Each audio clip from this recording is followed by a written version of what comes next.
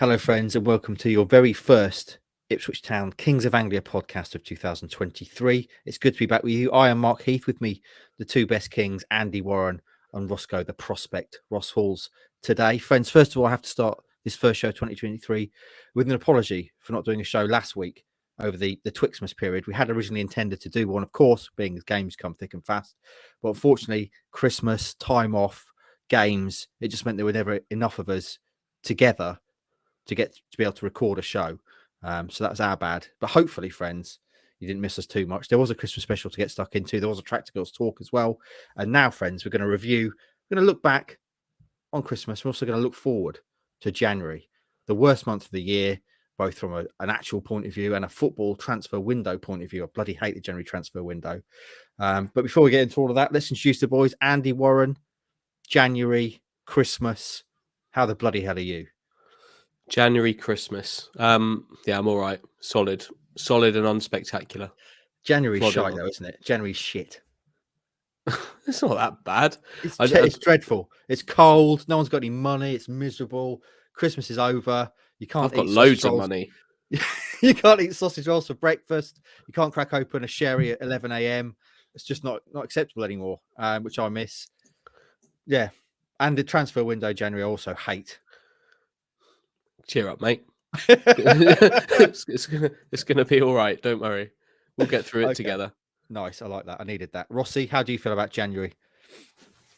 Happy New Year, first of all. Happy New Year to all the listeners and you boys. Yeah, right. The weather's rubbish anyway, so it continues in January. But it's the start of like a new year, new me. But that finishes. Oh wow, it's already stopped. You know, I already buggered that up in 3 days. So there we go. Dear. I'm going to ask this question. I already know the answer. New Year's resolutions, Andy. Do you make any? No, I don't. Of course you don't. Roscoe, do you make any? No, but somewhat in terms of like in my head, I'm like, I want to do this, but it's probably not going to happen. Like driving test, obviously that's on everyone's list this year. It just on their personal one. It's not on mine, mate. No, well, I'm sure in your head though, you're like, come on, Ross, you can do it. Can we have it though, Ross? So I mean, it's too easy. It's two things to tick off. Get that theory test done. Boom. Yeah. Pass the driving test. Surely you got 12 months to do that. Town get promoted as well. What a wonderful year for us all. Oh, what a wonderful year. Yeah, hopefully that will be the case. Oh, someone's coming in my door. Oh, someone's breaking in. Is this someone to deliver a tea? What's going on? No, that was my girlfriend. I think she didn't realise I was doing a call. Make sure she knows what you're doing, Ross. Tell her to get out. No. Anyway, friends, I digress. Happy New Year. Hope you had a great Christmas. Let's kick on, shall we, with football. Let's first look back before we look forward. We have to start, of course, with the most recent game. Yesterday, Ipswich Town travelled to the mighty Imps of Lincoln, a side unbeaten in the league all season, despite their lowly position. And they returned, Andy, with a draw, which on the face of it, given they played 10 men for most of the game, half of the game, isn't the best result. What was it like being there? What do you make of it? Kick us off.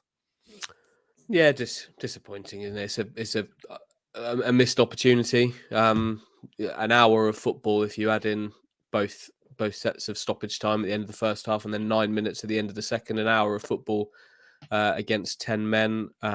Ipswich, the dominant team, couldn't make it count and actually had to rescue a point in the end. So a disappointing start to the year and an opportunity missed. Let's start with the elephant in the room, shall we? While Hutchie has a bit of a cough. Town were on top, and then Lincoln took the lead through a penalty because of, and I quote, inappropriate marking. Now, I've watched the incident several times. People just fall over in the box. It happens in every single game. What did you make of it? It's almost impossible to say whether it was a penalty or not because you can't say who the penalty was awarded against or indeed what the offence was. Yeah, that inappropriate marking. That doesn't. It doesn't sound like me. You know that old picture. That picture of back in the day, Vinnie Jones with Gaza, where he's got his nuts in his hand. That's inappropriate marking for me. I'm not sure that's what happened here. Well, maybe it is. This is why we need to hear from referees after games. Yeah, inappropriate marking. I think realistically, like any corner that you're talking about, you're talking about a penalty being given away is going to be a controversial one, because Kieran McKenna's right. He said at the end of the game, you see that in every penalty area, for every corner that's put into a box, every free kick that's put into a box, there is some kind of pushing, shoving, jostling, Vinnie Jonesery with his hands. It happens at every single corner. So I think you're always going to feel aggrieved when you have a penalty given against you for that. And Ipswich were in this one. It's hard to say. I'm going to cough again. So bear with me. He's very polite, isn't he? So polite. Now he's having a drink. Bear with us, listeners. Hutchie's going to finish this. Oh, has he got it? There we go. That shifted it. There we go. Have you ever thought of going into commentary, Mark? You've never mentioned a desire to commentate on anything. You did a good job there. Sorry about that. So yeah, inappropriate marking doesn't sound like a football term. And I can see why you would come away from that feeling incredibly aggrieved for giving away, especially when you factor in maybe you're feeling that the referee's trying to even something up following a first half red card. You're feeling aggrieved about penalty records anyway, which we know Kieran McKenna is. And also you're feeling aggrieved because actually that was the only way that Lincoln were going to score a goal in this game, really, because one shot on target I think they had in the game. They've scored one goal, and it's ultimately made a game I'm sure Ipswich would have won had that penalty not gone in. But as a caveat to that, there were plenty of warning signs in this game. The referee was very hot on corners and free kicks in both boxes, in both halves. There were warnings, so maybe it was just pushed that one too far, and it was Ipswich that were pinged for it. All that being said, though, I can completely understand why you'd come away feeling horribly aggrieved by it. Rossi, we'll give Hutchie a little bit of time off the mic so he can have a good old cough. You were pitch side. Did you have any particular view of the penalty? I suppose you're down the other end, were you? Or Yeah, I was on the side, the other end, but like you see that all the time, don't you, in boxes? You know, sometimes referee does stop the corner because there's a lot of tussling. You know, we had that as well when we could have had maybe a penalty at some stage when our players are getting brought down and there's loads of pitches out there, like Wes Burns going for a header, and then I don't know which defender was on the floor. It's like those sort of things you can get a penalty at any point. But yeah, from where I was sitting, I couldn't really see it, and when I heard there was a penalty, I was like, okay, this is okay. And I've of course seen watched it back, and I'm like, yeah. But I think the ref weren't too bad in terms of other decisions during the game. That was definitely a red card for Jackson. Of course, we'll get onto that, I'm sure. And then, booking the goalie for time wasting, which was good to see. Lincoln, bloody Lincoln. Ever since the FA Cup, bloody Lincoln. They're a tough nut to crack. Shall we discuss that other major incident in the game then, Hutchie, before we get on to the goals and stuff? As you described it, and friends, if you've not watched Stewie and Hutchie's little review, go back and watch it, because this time I think you were kicked out early, weren't you? Or earlier than you expected, which meant you couldn't do your reaction bit at the ground. So you actually ended up filming it at Peterborough Services, which is definitely worth a view. And you broke into a part of the services that was actually closed, so you could film kind of in relative quiet. But you described it as Jackson on Jackson crime, which I thought was wonderful stuff, Hutchie. The red card. I'm glad you like. Do you want the full story of how we ended up in Peterborough Services? So we were kicked out of the ground earlier than we might have been, so we couldn't do it there. Got outside, it was dark, completely dark. Couldn't film it there. Intended to film it in the car, but we were on our way back to the car. We were intercepted by a steward who actually led us through the grounds of a police station to take a shortcut back to the car park so that he could lock it. We were meant to walk you have to go all the way out and round by the track by the side of the river.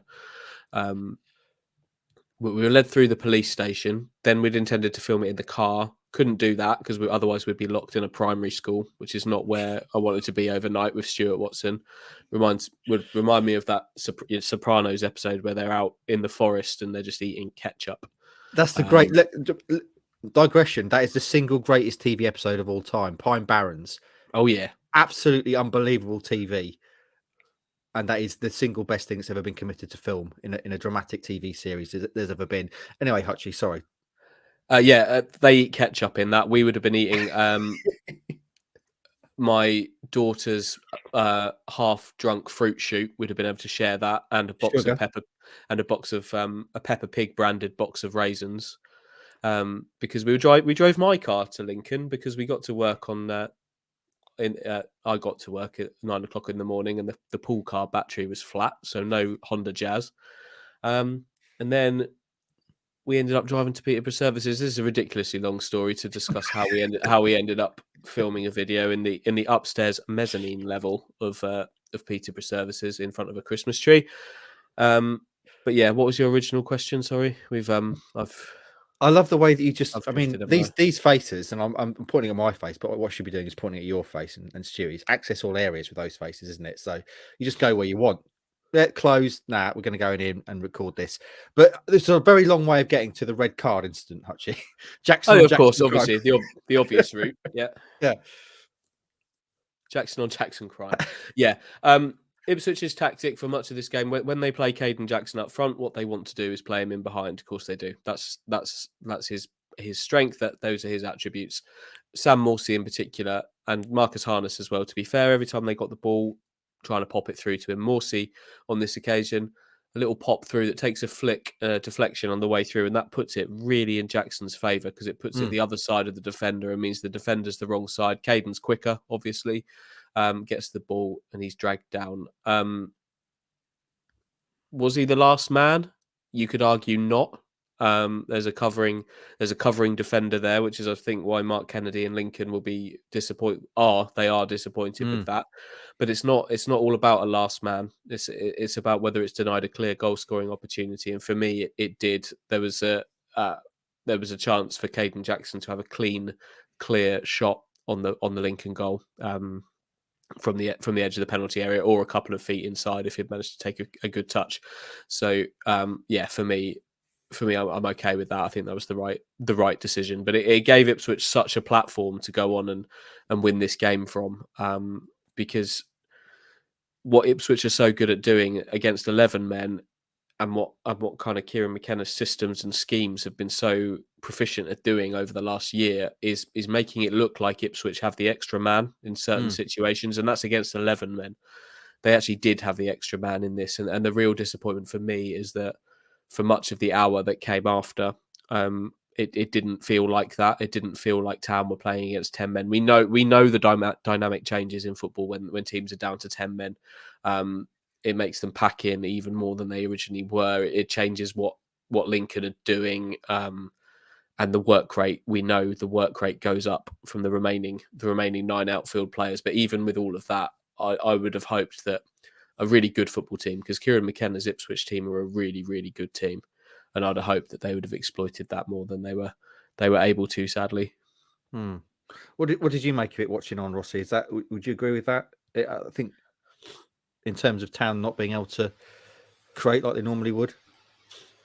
Yeah, of course, we know Lincoln's game plan. We know that when we played out at Porton Road and they were going to add to that when they had the 10 men. But as Sachi said, it didn't look like 11 v 10 out there, and I wasn't... the second half was dreadful. It was a dreadful second half. And I did think we should have done better with the extra bot man, but we just couldn't, to go behind, because we know the penalty. I thought, okay, this is going to be, to get an equaliser here would be, I just couldn't believe we actually got the equaliser in the end. But yeah, just with the quality players we have, you just think we should be, beating these teams. But we know Lincoln's game plan. But yeah, it was a bit disappointing not to go in front and then win the game from there. But that wasn't the case. But they showed again, and obviously, as at Portsmouth, when they were twice behind, they showed again the resilience and kind of mental strength that has been lacking, let's be honest, in Ipswich Town teams of recent times. They came back and they got the equaliser, Hutchie, through 2 subs. I think Connor Chaplin on the bench because of illness. Is that correct? And obviously, Humphrey's now a backup, really, with the return of Lee Evans. It was a beautiful bit of play. Yeah, and you're right. I think you do need to make sure there's some credit goes for the way they did find the equaliser, because it was an off day for Ipswich. They didn't do what they needed to do, but they've got quality and they can produce. And it was a really nice ball in from Chaplin, who I thought was really good when he came on. And a good finish from Humphreys there to at least come away with a point, because to come away having lost 2 games to Lincoln in a season where they kind of outshot Lincoln by 12 times. I think if you look over the piece of the two games, they had 12 times the amount of shots and lost it 2-1 on aggregate. If you add the 2 games together, to have come out with 2 defeats would have been dreadful, really, given the dominance and what they'd produced in those games. So they did at least come up with the equaliser and kind of have to go away and lick their wounds now. Also on the positive tips, set pieces, they continue to be a threat from those, don't they? Was that nice, well worked, especially corners seems to be well worked corner. I think it was Morsey that took the corner, wasn't it? And then the Evans met it wide open, as they say in American football, but just shot wide. Yeah, as we saw Sam Morsey kind of trudging over towards the corner, I said to you, have we ever seen Sam Morsey take a corner before? It's like, no. And I think we instantly knew that something was coming. We then started to look, where's Lee Evans? Why isn't he taking this? And he's all of a sudden in a good 4 or 5 feet of open space on the, if not more, 5 meters probably actually on the edge of the box. So close. Another one as well that ultimately leads to Luke Wolfenden thumping the ball off the underside of the bar with a ridiculous amount of power that was a couple of inches away from doing the business. So, yeah. Do we know, in terms of conversation around this game, the changes that McKenna made? We know Leif Davis is ill. We know there's been sickness sweeping through the camp. Chaplin was also not fit to start. Donatian came off ill. Was Ladapo ill as well? Was that the reason that he was on the bench, do you think? Or no? Well, I don't know for sure. I think everybody's been ill, basically. Yeah. So that's a factor in everything here. And an important point to make about this game is that it comes with the backdrop of a week of illness that Kieran McKenna talks about having never really experienced before, in terms of the amount of players and the amount of illness that there was. He said that if he had fielded fit players, he'd have only had a three-man team. In terms of illness, that is an important point to make about the game.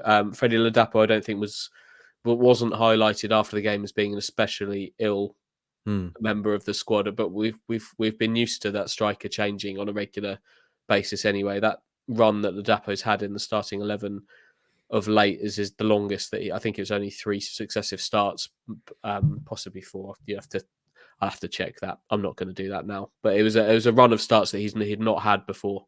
Going into this one, that striker changes very regularly, so that could well have been part of the game plan anyway.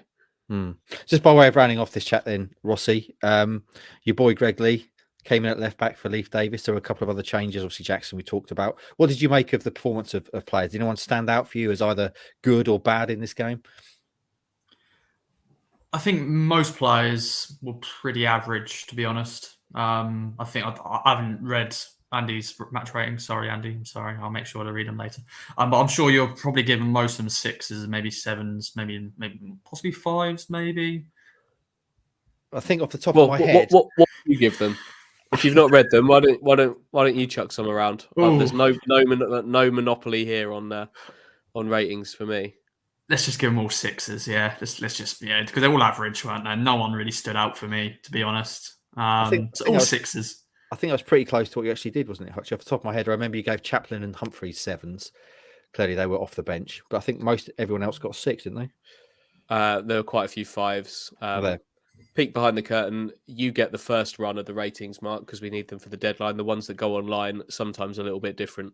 Are they? So you get to see a draft of those ratings that actually nobody else, unless you buy the newspaper, gets to. No one does that anymore, sadly. Well, you get sometimes you get a slightly different set, not always, but a few 5s, some 6s, and I thought Chaplin and Humphreys off. I thought Shawnee Aluko had a good game as well. Actually, he was a 7, but not much else. Okay. Without going too much further into the game, I was interested with Kieran McKenna's reaction after the game. We know that McKenna is a calm, much like yourself, actually, a calm individual. Doesn't get too high, doesn't get too low. But in terms of his comments after the game, watching the video that Town put out anyway. I don't know if he was any different with you boys, but the exasperation, the frustration, the comment that it's going to be so hard to get out of this league. It's so hard to be Ipswich Town in this league. I thought were really interesting. Yeah, it was interesting. I've seen that the Town video. I've not watched all of it, but I gather it's similar to what he said to us, which is a couple of minutes later. I've seen it kind of clipped up and used in kind of short form by fans from other clubs and things over the last few days. If you take some of the lines in there out of context, it doesn't always sound great. But if you always with McKenna, you need to listen to the full rounded kind of discussion about it. And if you do that, he's talking about how difficult it's going to be and how big a challenge it is to get an Ipswich Town team out of this division. And look, he's right. Like look at Sunderland. It took them 4 goes to get out of this league. Ipswich have not even been close to getting out of League One until now, hopefully. Got to remember, we're taking an Ipswich team that finished 11th last season, and we now have standards set around winning the league and coming second. It's an almighty challenge. Days like yesterday won't help that. But I think ultimately, we can all see, despite the disappointments of the last few days, we can all see that there's a team that's built on something a lot more solid and a lot more long lasting than what we've seen in the past. And I think McKenna's just kind of vocalizing just the task at hand, that it's not going to be a cakewalk. And I think from prior experience, we all knew that. So it's I think it's fine. I quite enjoyed hearing what he said yesterday. Maybe a little bit of realism as a new year starts, that it's not going to be easy, but I think they're capable of achieving it. Any other notes from the game? Because I want to move on to talk about the overall picture, the Christmas period. How full or empty or otherwise is your Ipswich Town glass? Is there anything else from the game you particularly want to mention? Going back to the players, and Andy's already mentioned it. Shawnee Aluko had a really good 60 minutes in the first half. Some very good skills from him. I was right in front of a few nutmegs, which was great. I'm sure you can clip those up, for Skill School, whatever Soccer M does now. But yeah, what a classy player. We know this already, but I just wanted to give him a special mention because I was impressed by him once again. Are you highlighting him just because you said he was going to be MVP before the start of the season? Is that why? Yes, a little bit. Yeah, but good plan. Anything else to mention, Hutchie? Nothing from me. Okay. Sorry, one more thing. Kieran McKenna didn't wear his normal sort of attire. He was actually wearing an Ipswich Town jacket for a change, which was sort of interesting. I don't know if maybe he got it for Christmas. Maybe, yeah, true. I know a lot of people got Ipswich Town coats for Christmas. Maybe the other one's in the wash, maybe, and he just didn't have enough time to. Maybe his gran bought it for him for Christmas, and he's got to wear it just to show willing. I don't know. Possibly. Right then, friends. So there was a 1-1 draw yesterday. Let's talk about the whole picture over Christmas and beyond. Of the Christmas games, the key Christmas run, Ipswich Town 1-1, drew 2. They beat Oxford 3-0 on Boxing Day, then drew 2-2 at Pompey, twice coming from behind, and then obviously drew 1-1 yesterday.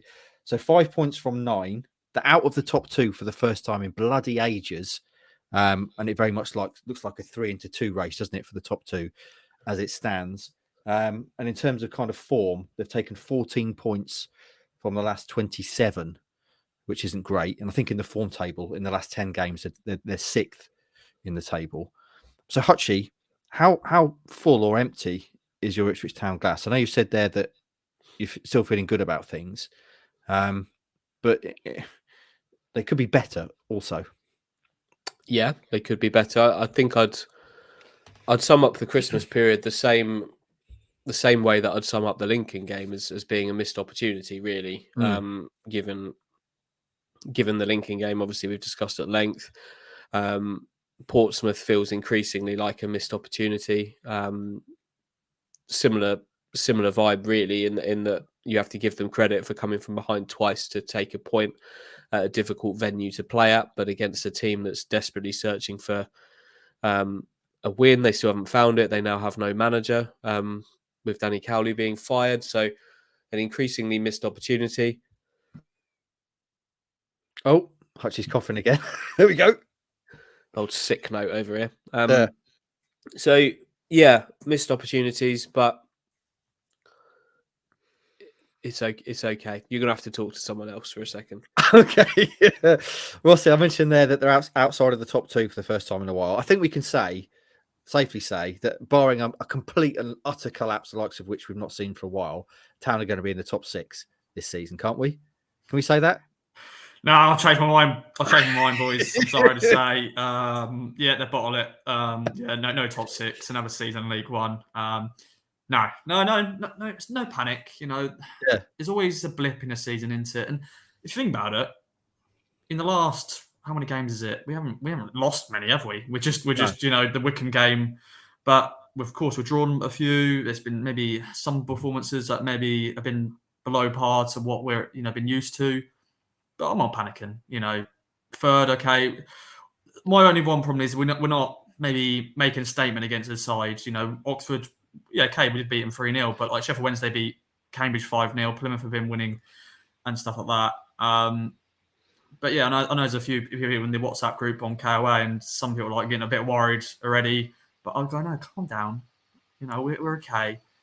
But yeah, to be out of top 2 is sad, but we'll be back in there very soon. That's what you're saying. Here's my point. You see, obviously you would have to say that Town are going to finish in top 6, so they're going to be in the playoffs. But we don't want the playoffs, do we? We want top 2, and it looks like it's going to be 3-2, doesn't it? That kind of top 3 separating themselves from the pack. And the obvious thing as an Ipswich Town fan, when you see those stats, you see those numbers 3-2, you think, oh, here we go again. we're going to end up on the outside looking in. We're going to be third. Hutchie, have you recovered enough to talk? I have, for now.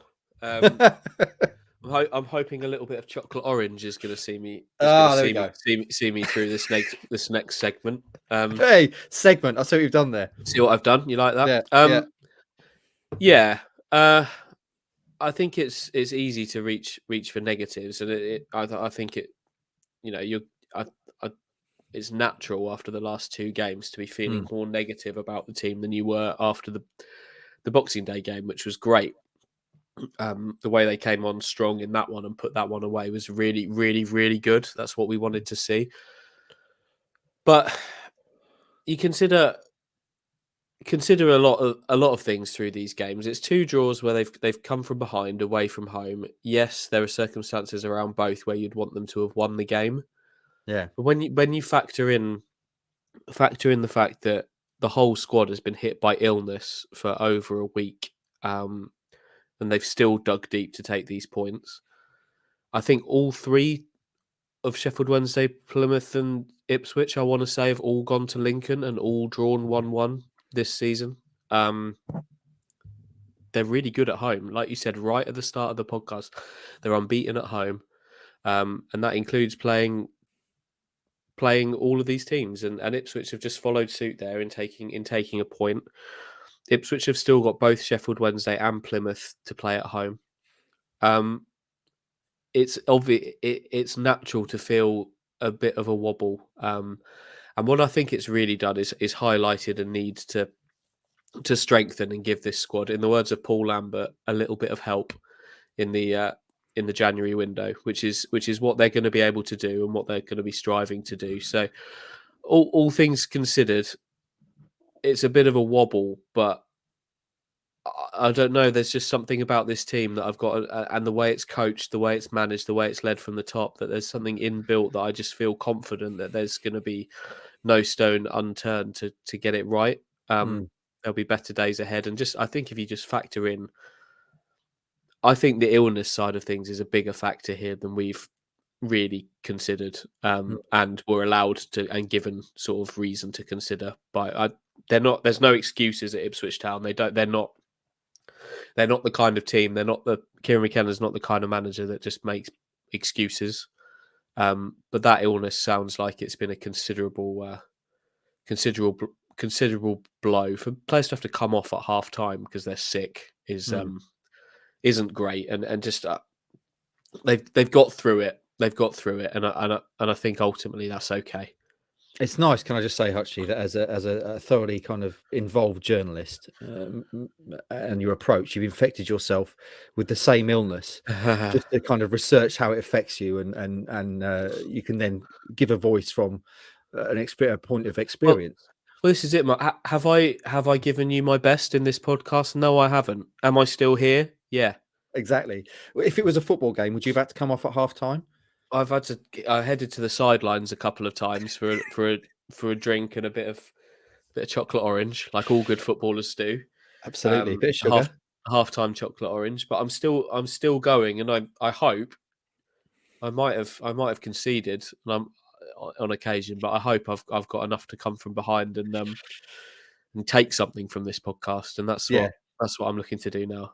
I hope so, because we need a big second half from you. There's a lot still to talk about. It's also nice when we talk about this whole picture, isn't it? That we're talking about wobbles and slight concerns, and we're talking about that with Ipswich Town third in the table, which is compared to previous seasons. That would have been a lovely problem to have, wouldn't it? And now we're sitting here saying, well, they're going to be in the playoffs, whatever. It's just whether or not they get automatic. Tremendous. One final question, Hutchie, by way of segueing out of this. Ipswich Town now don't have a league game until a huge, massive, monumental home clash with Plymouth Saturday after next. They've got the FA Cup this weekend. Is that a good or a bad thing, do you think? Would you rather be going headfirst into that game now, or would you quite like to have a little cup game where you can rest a few players and maybe sort this illness out? Yeah, the latter. The latter of those things. I think we'll see plenty of change for the cup game. I think given everything that Ipswich have kind of faced over the last week and beyond, I think actually that little week's buffer will do them the world of good. It's a massive game at home to Plymouth, of course it is. It's a game that should suit Ipswich a lot more than trips to Lincoln and Wickham and things like that. It should be a really good game, and I think the fact it's 11 days away is a positive. What an occasion that's going to be. You mentioned it just there in passing, but we should also mention, by way of news, Roscoe, that Portsmouth have sacked Danny Cowley. So a side that were expected to be promotion rivals this season is obviously not really. They started like gangbusters and then they've completely fallen away since the end of October. Cowley's gone, having had the dreaded backing of the board just before Christmas. What do you make of that? Pompey, there's this rivalry now, isn't there, between Town and Pompey? There's a lot of heat between them. Are you not sad to see Cowley go? Not surprised, to be honest. Not surprised. I think if we did beat them, heavily at Fratton Park, I'm sure he would have gone straight away after that one. I'm sure that would have been the even of. I'm sure Andy and Co will be writing Cowley gone, but it took a few more days.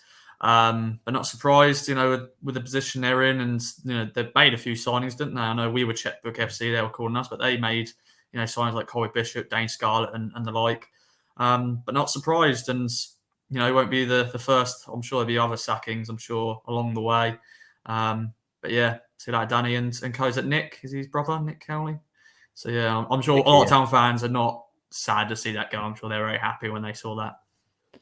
I see Liam Richardson is the current leader in the favourites race. And you look at Pompey. I mean, obviously they're down in 12th and then they're 9 points off the playoffs. But if someone can come in and get them moving, they do still have 3 games in hand and a lot of the sides in the table. So it may not be the end of Pompey's season, actually, which I guess is why they're thinking make a move now. Yeah, that's why you make a move, isn't it? You make a move when there's still life in the season. Like Ross said, inevitable. They haven't won a league game since the middle of October. So those aren't the kind of runs that you can really survive if you're a manager of a club with genuine promotion ambitions. But yeah, I'm sure Pompey will still be some kind of factor in this season from this point here. Right then, Hutchie, I hope you've had a little bit of recovery time there. You've boffed another segment of chocolate orange, because this second half of the podcast is going to be largely led by you. January transfer window. No, Roscoe, you stay there. Just saying, probably going to be Hutchie led this second part, right? So January transfer window. We're now in January, the worst month of the year. Also, definitely the worst transfer window as far as I'm concerned. But it is going to be huge for Town. It's this classic situation that Town are in third. McKenna and everyone saying that they need to recruit well in January. It could be the thing that gets them over the line. So let's talk about that now, Hutchie. You wrote a piece last week around what you think they need in January. And I know people want to hear names. So we're going to throw some names in there as well. And to kick us off, you started with a little update this morning, your January transfer business, as it were, on Jack Taylor and Morgan Whittaker. Do you want to bring us up to speed on those two? Yeah, Jack Taylor and Morgan Whittaker, two players of interest for Ipswich. I think you'll find a lot of players are of interest to Ipswich because of the way they work and the amount of ground that's covered in the world of recruitment. It's very thorough, and it would be a surprise if players like this weren't of interest. But Jack Taylor is one they looked at. We reported all the way back in the middle of May that he was one that they were keen on. That remains the case. There's been contact this month, in December, leading up to the window about his potential future and what could be done with Peterborough for them. That one is ongoing, and I think it will depend on Peterborough's willingness and openness to doing something there, and what the price is. It's not going to be a cheap one, but a good player, a good all round midfielder, ball carrier at times. Could add a dimension or two to an Ipswich midfield. And then Morgan Whittaker, we know on loan at Plymouth from Swansea, has been a player that's been heavily discussed by a lot of people in the last 48 hours or so. Ipswich have an interest there, nothing active and ongoing at the moment. But I think there is something active and ongoing with Whittaker in general at the moment. And in the next 48 hours, there's every chance kind of his future will be a lot more clear, in that Russell Martin, the Swansea manager, is talking about whether the real possibility of him being recalled from Plymouth to Swansea. Once he gets back to Swansea, if that happens, he'll find an incredible amount of traffic for his attacking midfield position. So the chances of him playing, in Russell Martin's own words as well, are few.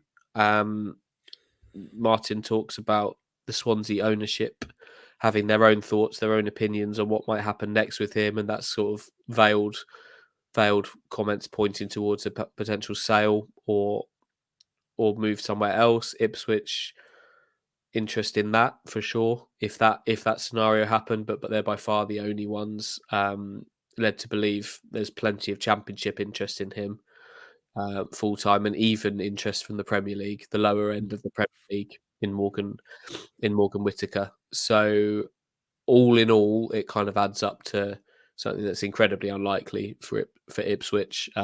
But if there's something that can be looked at there, I'm sure it's something they will go for, because he's a very good player. I know in the piece you've done this morning, you said that you understand the player himself is keen to remain at Plymouth for the rest of the season. So yeah, very much so. Very much keen for that to happen. So we'll see. You never know. There might even be a scenario where one of those Premier League moves happens and he still stays on loan at Plymouth, but just from somebody else rather than Swansea. Who knows? Complicated one. Okay, what I'll do, as I say, people love to hear names, and that's expected and natural. So I'll read out some names so far, Hutchie, that have been linked with Town, either by ourselves or others, and you can just pick what you want out of there, and we can talk about it. So obviously, Johnson Clark Harris has been linked with Town a lot. I see he's apparently been watched by Sunderland, the report's saying this morning. So maybe Championship move there for him. We've talked about Jack Taylor, Malcolm Aboué, Crystal Palace, and also Jessa and Raksaki from Crystal Palace, both linked to Town. Whittaker, you've mentioned there, and also obviously Massimo Luongo, who we know was with the club and training with them. So those are the kind of 6 names that have been linked so far. What do you want to pick out of those? Let's start with Luongo, shall we? Because he has been with Ipswich, training with Ipswich, contracted to Middlesbrough for now. That changes soon. It's one they can do if they want to, I would imagine. But the indication is there that it's still being considered. It's not kind of he's here and then will become an Ipswich player on this date. But I think he's clearly an option, isn't he? He's been down in Suffolk training here and would bring something to the midfield. So that's kind of a wait and see kind of thing. Kieran McKenna will do his pre-match press conference ahead of the Rotherham game on Friday, I would imagine, and that will be a question for him then, if nothing's happened by then. But yeah, he's there, and an option for sure. Clark Harris is a name that has been linked a lot. Clearly, he's League One's top scorer, guaranteed goals in this division. Everything you hear around town is we need a striker. We've got to have a striker. We need someone who can score loads of goals, which obviously every team wants, especially in January as you push towards promotion. He's been linked with all sorts of moves. As I say, Sunderland this morning. Darren McAnthony has said on Twitter it's not happening in terms of him going to town. Do you think that's an unlikely one, Hutchie? Well, it's not one they've moved for as of yet. No, it's not. He's a player that obviously they're well aware of. I don't think Darren McAnthony saying no, a one-word tweet no on Twitter means an awful lot. I think his Twitter account is. I'm delighted that I don't cover Peterborough United. If I'm honest, that would be an absolute chaos. Could somebody sign him? Of course they could. It could come. I don't know what the money would be. It would be obviously a significant fee. Would he entertain a move? Possibly, yeah. But as things stand, it's not one that Ipswich have made any actual move to do. So it's a long window. You never know. But a marathon, not a sprint. The window, sadly. Roscoe, let's bring you in now. So we talked there about 6 players who've been linked with town to varying degrees of excitement. What any of those tickle your fancy? What do you think town need in January? All of the players, all of them. No, that is the thing, isn't it? People want all of them.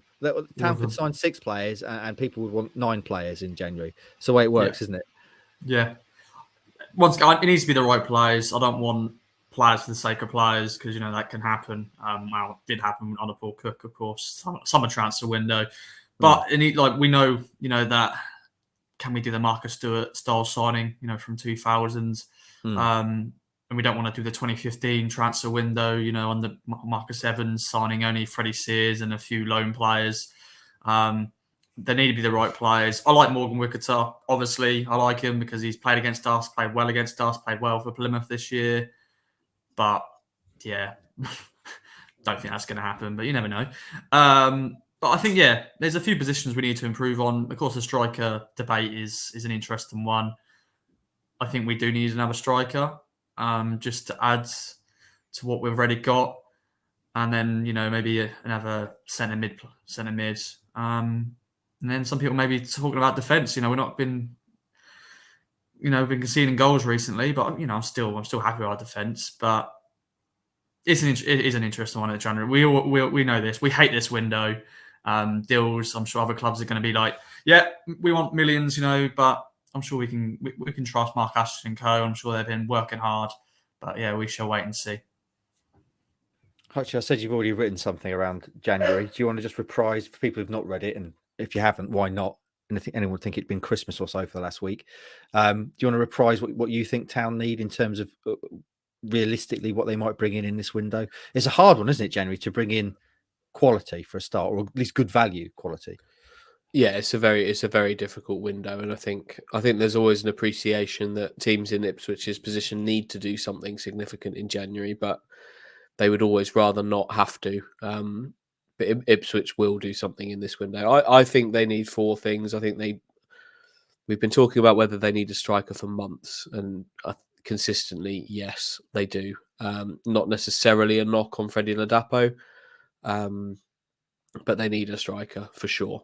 I think they need another attacking player. When Mark Ashton talks about having no regrets and leaving no stone unturned during the January window, it kind of attacking midfield feels like that position to me, where that would be kind of the reaction to it, because in terms of numbers, they've got enough players to fill those roles.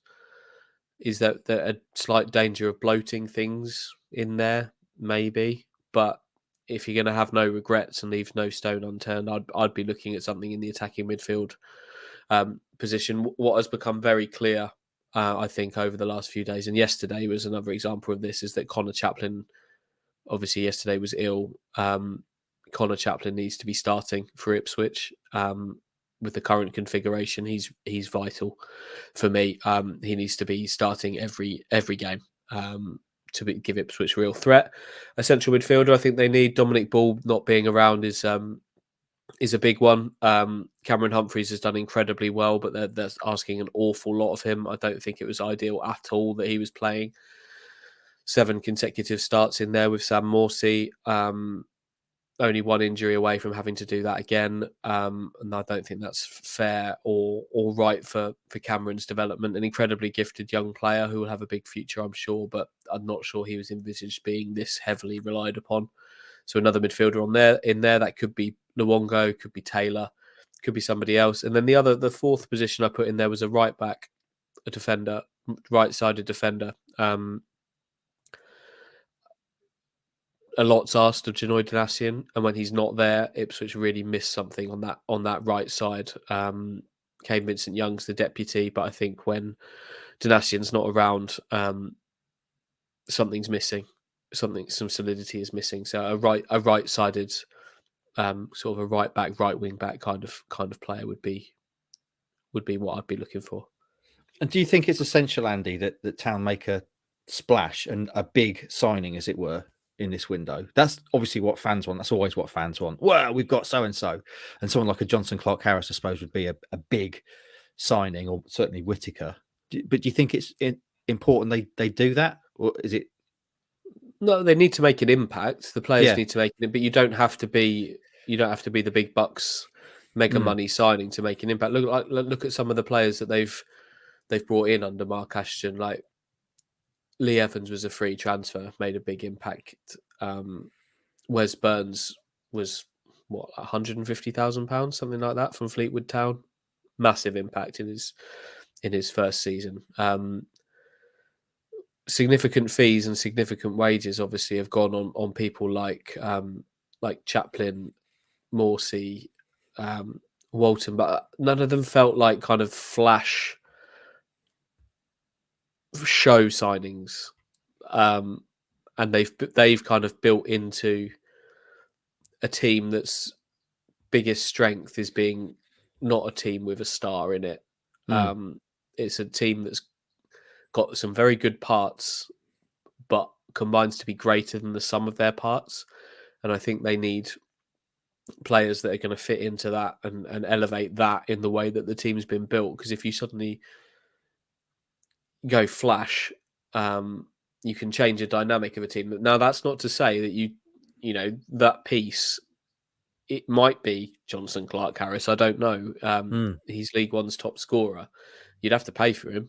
You'd have to pay more than Ipswich have paid for anybody in the game changer era to sign someone like that. But it might just be what they need. I don't know. There's no indication he is the one that they're going to move for at all. But it might just be that. But it's not just going out and buying names and flash for the sake of things. Just to I don't know. Would you be doing that just to make sure fans are excited and enthused by it? I don't know. But I think there's enough kind of trust in the recruitment process here to be able to trust them to get it right. I'd hope. Right then, before we move on, Rossi, I want to throw one more name at you. It's not a guy that's been linked directly with Town, but we did a story about him. A former League One Golden Boot is going to be available in January. Formerly of this parish, Jack Marriott. One of our most read stories of last month was the fact he'd been told he can leave Peterborough. Almost overwhelmingly, the response on social media was no thanks. And clearly he wouldn't be the big splash signing that we talked about there. But any argument there in maybe looking at someone like Marriott? He's been prolific at this level. Yeah, he has been. While you were talking, I quickly just did some research on him because I can't believe he's only 28. He's still only 28, which is he's been around the block for a while. And of course, as you said, he has scored at this level. Just seeing he scored 7 goals this season in all competitions for Peterborough. His last game against for Peterborough was against us, of course. No thanks. No thanks. No thanks. I wouldn't say he's not a bad player. I think he's a decent player at this level, but I don't think he's probably the right man for us. He's not. It wouldn't be the signing, would he? No, it wouldn't be. But he's not a bad player. But no, not for me. Yeah, signing someone like Marriott feels like the old days at Town. kind of less. Do you know what I mean, Hutchie? When they used to bring in people who maybe were available but weren't. Sign Connor Wickham. Sign Connor Wickham. That's the cry. Yeah. Used to be. He's Yeah. having a great time, is he, at Forest Green? Hutchie, Marriott? So no, isn't it? I wouldn't have thought so. No. Yeah. He'll be considered. They're all considered. They all get run through the process, but I don't think that process will come out with him being the one. Okay. Right then, that's potential ins. Let's draw a line under that. And obviously, that's the most sexy and exciting bit. How about potential outs, Hutchie?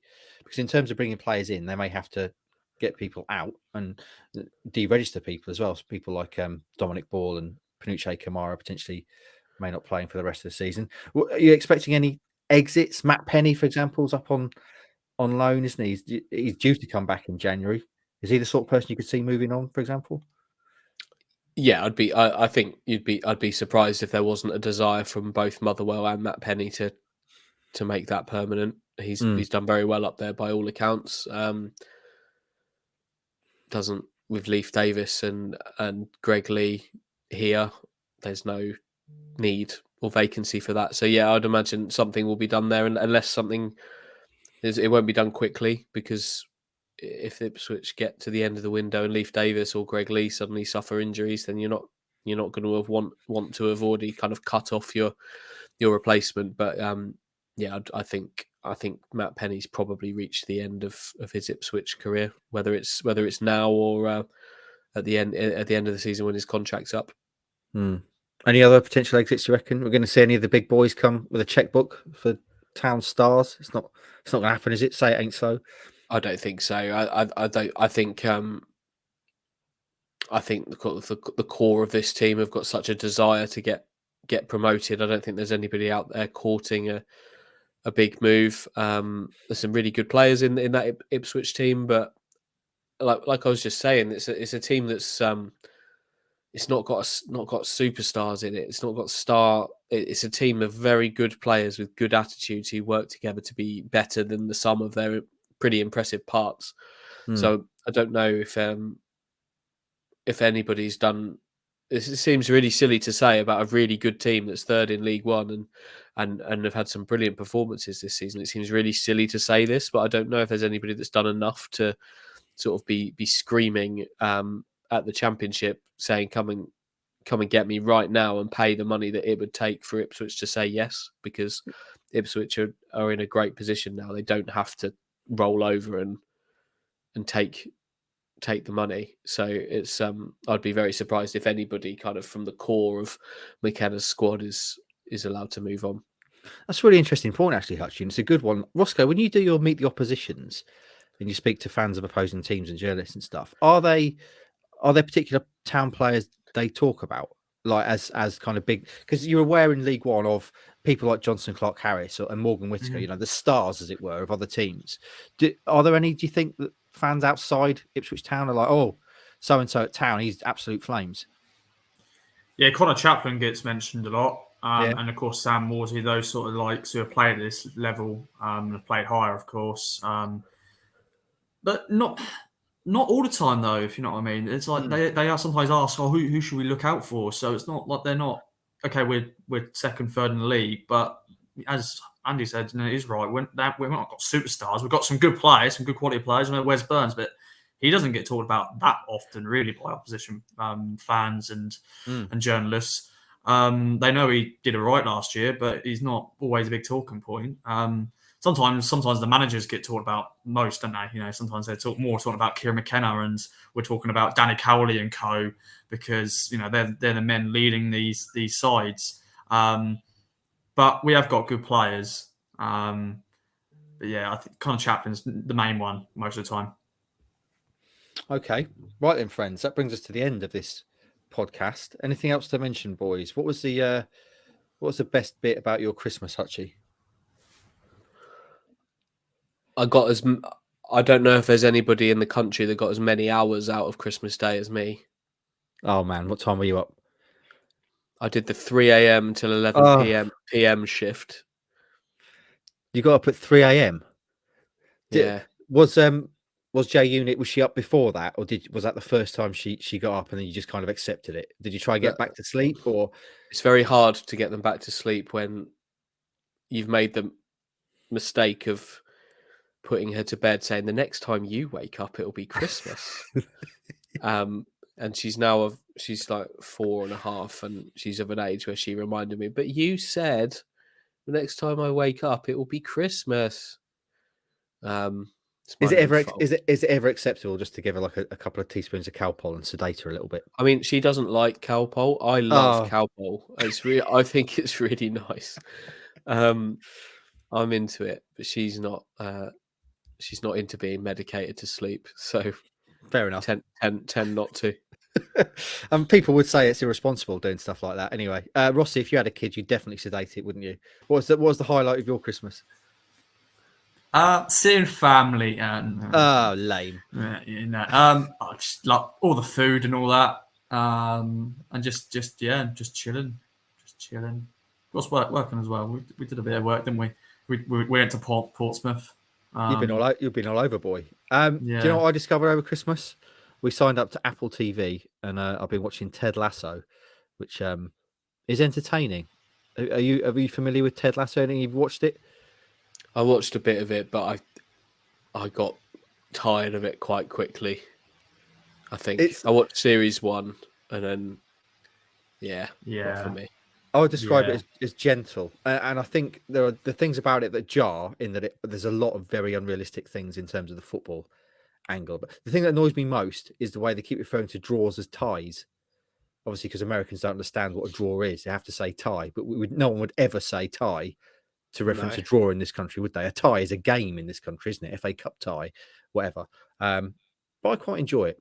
I'm sure Watson, given he hates everything American, would be rage all about it. But I quite enjoyed it. What else did I watch over Christmas? Oh, Top Gun Maverick. If you've not seen that, absolutely fantastic, very good. And also something on Disney Plus called Bear, which is about a chef in Chicago, Michelin-starred chef who has to go and run his family's kind of sandwich shop in Chicago, which is very, very good indeed if you're looking for recommendations for the new year. And also, friends, if you're looking at recommendations at this time when we're all carrying a few extra pounds, I put on about half a stone over Christmas, boys. You can see in my face, look, I go like a chipmunk when I put some weight on.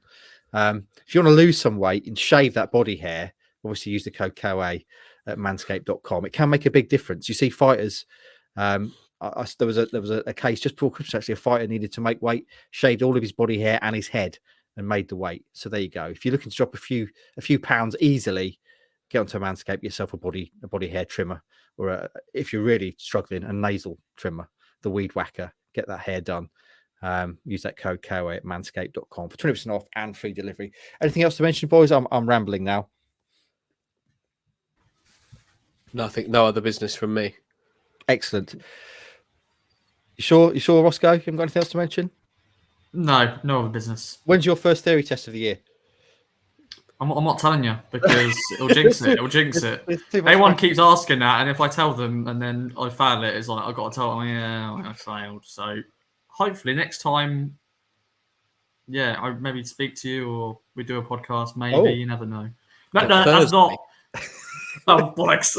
No, not Thursday. But I'll let you know. Okay, that's definitely a New Year's resolution for you this year, Roscoe. Get that bloody driving test. Let's start with the theory test, though, and then move on to the driving test. Hopefully by summer you'll be independently mobile, shall we say. Also, obviously, I've mentioned Manscaped there. Also, remember to look at Ginger Pickle for all your marketing needs, social media, SEO, whatever you want. Ginger Pickle, Tony Southgate and the boys there are the people to get involved with. The GOAT of digital marketing, if that's your thing. And also, friends, leave us a 5-star review on iTunes if you could. We had a few of those over Christmas. It's very nice. It just helps lift our visibility in the charts. And obviously, follow us across social media, Kings of Anglia, on YouTube, Twitter, Instagram, and Facebook. The first podcast of 2023 is in the books. We've looked back at Christmas. We've decided the Ipswich Town glass is indeed half full. We've looked ahead to January and got excited about what could be a very, very interesting window at Ipswich Town. Hopefully, friends, this could be the year. This could be the year for almost a quarter of a century, the year that we've waited for, the year that Ipswich Town finally get promoted. I'll leave you on that thought. Have a great start to the week. Have a great start to 2023. And we'll be back later in the week to look ahead to the FA Cup, which no one really cares about, let's be honest. But anyway, we'll speak to you then.